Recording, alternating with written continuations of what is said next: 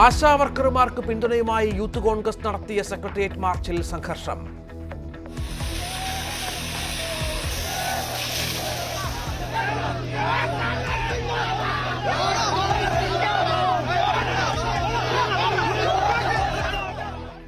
ആശാസമരത്തെ നേരിടാൻ ബദൽ നടപടികളുമായി CPM. CITUവിന്റെ സമരം കേന്ദ്ര സർക്കാർ ഓഫീസുകൾക്ക് മുന്നിൽ. സമരം തുടർന്നാൽ ജോലി നഷ്ടപ്പെടുമെന്ന് ഭീഷണി. സംസ്ഥാനത്തിനുള്ളത് അനുഭാവപൂർണമായ നിലപാടെന്ന് ആരോഗ്യമന്ത്രി.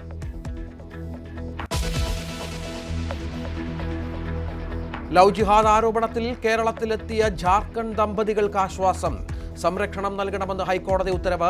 വിധിയിൽ ആശ്വാസമെന്ന് ദമ്പതികൾ.